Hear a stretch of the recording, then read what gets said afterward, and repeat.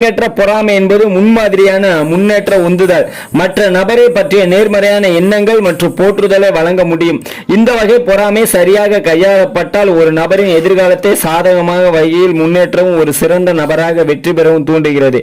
செயலின் போக்குகள் உணர்ச்சிகளின் ஒரு பகுதியாக இல்லை என்று சிலர் வாதிடுவதால் துணை வகைகளை பொறாமையின் தனித்துவமான வடிவங்களாக பார்க்க வேண்டுமா என்பது குறித்து சில விவாதங்கள் உள்ளன. வேறு சிலர் செயல் போக்குகள் ஒரு உணர்ச்சியின் ஒருங்கிணைந்த பகுதி என்று கருதுகின்றனர்.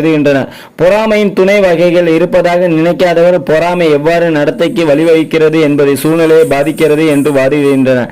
துணை வகைகள் இருப்பதாக நினைப்பவர் பொறாமையின் எந்த துணை வகையை அனுபவிக்கிறார்கள் என்பதை சூழ்நிலை பார்க்கிறது என்று நினைக்கிறார்கள். பொறாமையை எவ்வாறு வெற்றி கொள்ளுதல்? பொறாமை உறவுகளின் நெருக்கத்தையும் திருப்தியையும் எதிர்மறையாக பாதிக்கலாம். பொறாமையை சமாளிப்பது மற்ற எதிர்மறை உணர்ச்சிகளை, அதாவது கோபம், மனக்கசப்பு முதலியன கையாளுவது போலவே இருக்கலாம்.